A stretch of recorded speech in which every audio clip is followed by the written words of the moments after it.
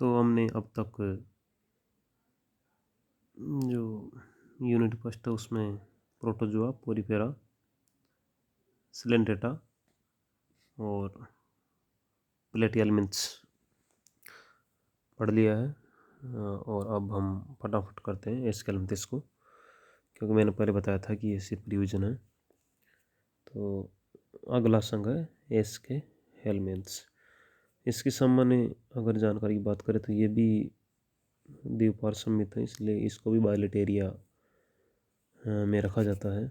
और देहगुआ इसमें पाई जाती है, लेकिन वो मेजोडर्म के द्वारा लैर्ड नहीं होती, इसलिए सच्ची देहगुआ नहीं कहते उसको, और उसको बोलते हैं स्यूडोसिलोन।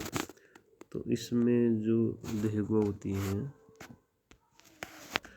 वो होती है स्यूडोसिलोन प्रकार की। देहगुआ कैसी होती है?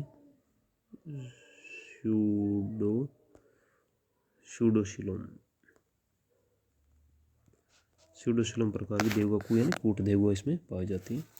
और एस्केलेंथिस जो है त्रिजनन स्तरीय होते हैं, अर्थात इनमें तीनों जो है जनन स्तर पाए जाते हैं।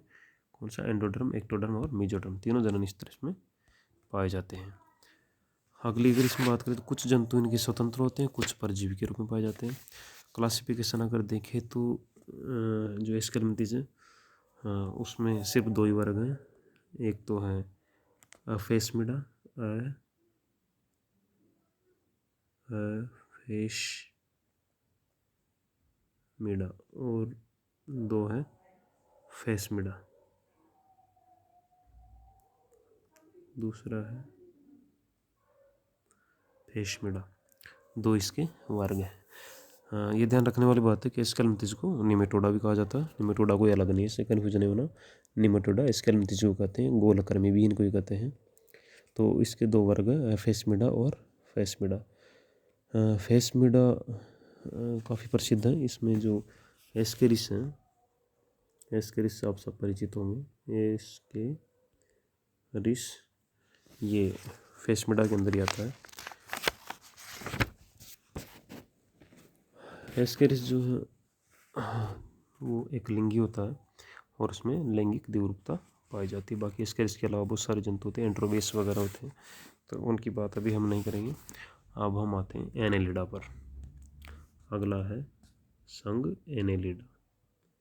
संघ एनेलिडा, एनीलिडा बोलते हैं इसको, ये संघ एनीलिडा।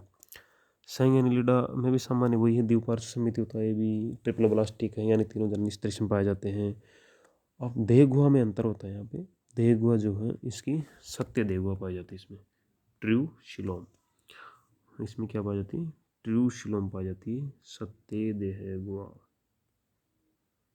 एनेलिडा में सत्य देहगुआ। लेकिन सत्य देहगुआ कौन से प्रकार की होती है? साइजोसिलोम प्रकार की होती है, क्योंकि जो देहगुआ होती है वो भ्रूणीय उद्भव के दौरान साइजोसिलोम, भ्रूणीय उद्भव के दौरान मेजोडर्म के पाउच के फटने से बनती है, इसलिए उसको साइजोसिलोम कहते हैं। हिंदी में इस तरह से लिखेंगे, साइजोसिलोम।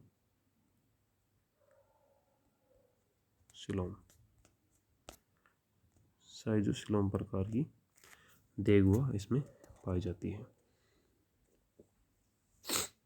परिसंचरण तंत्र बंद प्रकार का होता है। हीमोग्लोबिन पाया जाता या नहीं पाया जाता तो इरिथ्रोक्रोनिन में पाया जाएगा। और क्लासिफिकेशन की अगर बात करें एनेलिडा के, तो जैसा कि एक चीज़ और लगी इसमें, एनेलिडा में जो है सत्य खंडीभवन पाया जाता है। एनेलिडा में सत्य खंडीभवन पाया जाता है। तो इस देहगुआ साइजोसिलोम प्रकार की होती है, खंडीभवन सत्य प्रकार का होता है, त्रिजनन स्तरीय होता है। और अब बात करते हैं इसके क्लासिफिकेशन की।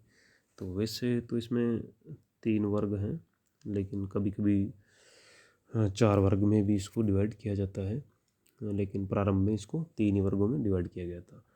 जो सबसे पहला वर्ग है एनेलिडा में उसको बोलते हैं पोलीकीटा, यानी बहुकीटा मतलब सूख, शीटी और पोल यानी बहुत सारे, देह पर बहुत सारे शीटी या सूख पाए जाते हैं तो उसको पोलीकीटा बोलते हैं। और पोलीकीटा की खास विशेषता है शरीर पर जो है साइड में, पार्श्व में पेरापोडिया पाए जाते हैं। पेरापोडिया का पाया जाना एनेलिडा की पोलीकीटा वर्ग की विशेषता है। हिंदी में बोलते हैं इनको पार्श्वपाद। हिंदी में क्या बोलते हैं इनको? पार्श्वपाद। पार्श्वपाद ये पोलीकीटा की विशेषता है। और ये जो पोलीकीटा है इसमें अगर एग्जाम्पल देखें प्रसिद्ध तो वो है नेरिज। नेरिज जो है पोलीकीटा का एग्जाम्पल है। इसको नियंथिस भी बोलते हैं, ये भी याद रखना चाहिए। नेरिज को नियंथिस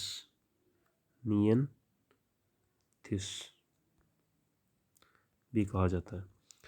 तो एक बार और बोल रहा हूँ, एनेलिडा का पहला जो वर्ग है एनेलिडा संघ है और उसके अंदर पहला वर्ग पोलीकीटा। पोली यानी बहुत सारे, कीटा यानी सूख बॉडी पर पाए जाते हैं तो पोलीकीटा होंगे। और इनकी विशेषता है पेरापोडिया का पाया जाना, शरीर पर दो पार्श्व में निकले हुए पार्श्वपाद होते हैं, उनको अंग्रेजी में पेरापोडिया कहते हैं।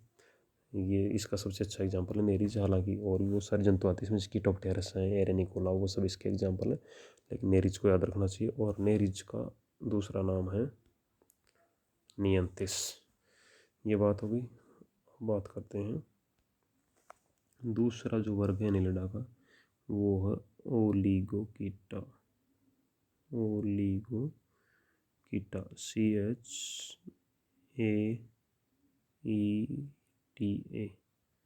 ओलिगोकीटा। इनके शरीर पर भी सूख पाए जाते हैं, लेकिन चारों तरफ नहीं पाए जाते, कुछ अंतराल पर पाए जाते हैं। उसका एक अलग अलग पैटर्न होता है, वो डिटेल में जब पढ़ेंगे तो बाद में बात करेंगे। इसकी जो एग्जाम्पल ओलिगोकीटा के वो है केंचुआ। केंचुआ ओलिगोकीटा मत याद रखना।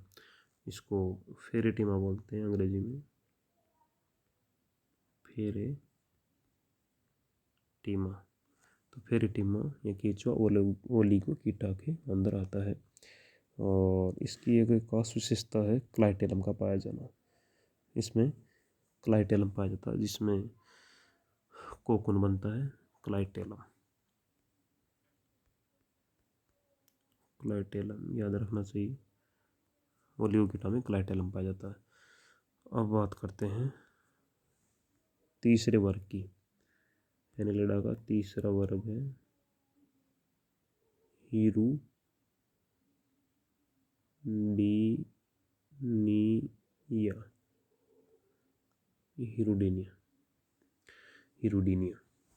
इसमें जो सबसे अच्छा एग्जाम्पल है, सब परिचित है, हिरुडीनिया माता जोक को हिरुडीनेरिया भी कहते हैं। हिरुडीनेरिया भी जोक को ही कहते हैं। और इंग्लिश में इसको लीच बोलते हैं, लीच। और जूलॉजी की भाषा में हिरुडीनेरिया और हिरुडीनिया ये वर्ग है। इसकी वैसे कोई खास विशेषता अगर बात करें, इसमें 3 जबड़े पाए जाते हैं और ये चूसक प्रकृति के होते हैं। तो अगर किसी जंतु के शरीर चिपक जाते हैं तो देह से चिपक कर उसका खून चूसते हैं। तो इस तरह के जंतु जो खून पर जीवित रहते हैं, रुधिर का भोजन करते हैं, उनको हिंदी में बोलते हैं रुधिरहारी। जैसे शाकाहारी होता है, मांसाहारी होता है, वैसे रुधिरहारी। अब जैसे शाकाहारी को बोलते हैं हर्बीवोरस, मांसाहारी को बोलते हैं कार्निवोरस। इसी प्रकार से रुधिरहारी को भी क्या बोलते हैं? एक शब्द आता जो याद होना चाहिए, कई बार एग्जाम में आ जाता और समझ नहीं पाते याद नहीं होने पर। तो रुधिरहारी को अंग्रेजी में बोलते हैं सेंगवीओरस। SANGUIVOROUS,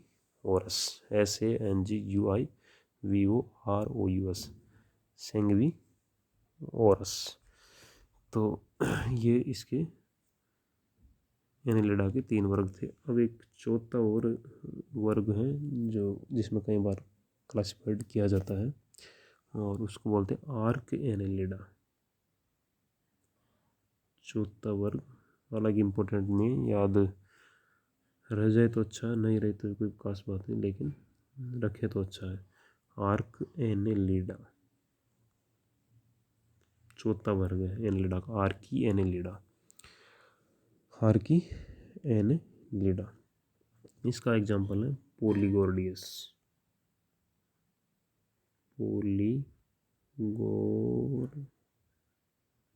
पोलीगोर्डियस इसका एग्जाम्पल है।